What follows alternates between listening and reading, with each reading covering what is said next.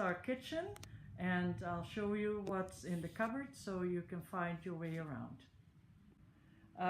We have stuff for our breakfast and games. The jars in here have things that you can use for breakfast, and you can store other things in there yourself if you want to, that you like to eat. In this cupboard we've stored our games, so you don't need to get bored and you can play some games. This cabinet under the counter is our dishwasher. It's very easy to operate.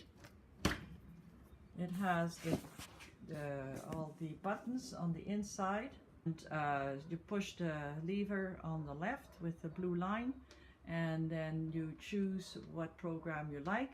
If you want to rinse, you push the shower button on the extreme right. If you want to wash them and they work really well, you push the 65-degree one. And the machine takes also quite a while. So I'm very happy with the dishwasher. It cleans very well. The soap and the rinse for the dishwasher are here. And I usually use this soap, Classic Sun. So that really washes well. I do have some mouse poison in the bottom here, just in case we have mice. But we haven't had any problems this year. Next to it is a tray with all cleaning stuff, dishwashing detergent, and whatever you might want to use.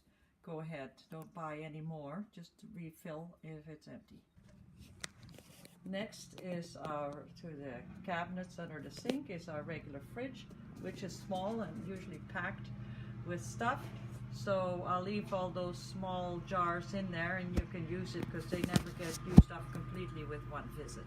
So don't buy new horseradish or mustard till it's empty. This cabinet has our oven in it, and the oven is also a Siemens oven. And it has a microwave in it, as you see to the left, 900 watts. And you use the buttons here to start the microwave here and to add more time to it. And then stop goes here. Start goes here and stop goes there. These buttons are for the oven. So you have to turn it to the type of oven or type of baking or cooking you want with this button, like this. Okay, and then it lights up on the side, and then you turn this button and you turn it to a temperature that you want, and it's Celsius, so you have to look at a converter just to see how hot you want. Cleaning oven, but it seems to burn itself clean kind of on the sides, but the top is kind of difficult to clean. So if whatever you cook, if you put a lid on it, that's a good thing, and it doesn't get too dirty. So don't worry about cleaning it.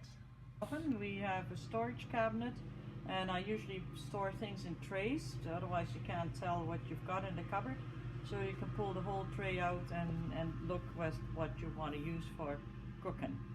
So again, use what is there, and if it's empty, buy new. The blender is on the bottom, and in the other tray with the measuring cup in the back is a hand mixer. Next to the microwave and the storage cabinet is a pull-out cabinet with spices and bottles for all kinds of purposes, mahi and ketchup and salad dressing and vinegar and oil, etc. So again, use what's in there, because otherwise there's no more room for extra stuff in there. To the spice cabinets, we've got our drawer with knives and forks. I think we've got everything, a cheese slicer and a bottle opener, and okay, got to make this a little smaller, I think. And so all kinds of serving spoons and knives and salad dressing spoons, etc. Underneath this drawer is the pots and pans. So I think there's lots of pots and pans for you to use. A little one underneath. There's a strainer and a big roaster, and also there's some things to put hot pots on and a cutting board. Underneath the pots and pans is the tray or the drawer with a salad spinner and some more larger dishes for cooking, and the Ziploc bags and garbage bags. I brought those from Costco. You can use all those, and there's some other paper rolls in the bottom. Next to that cabinet is a cabinet with towels and cloth, washcloth. I should have folded that a little nicer, but there you can keep your tea towels and your washcloth in there.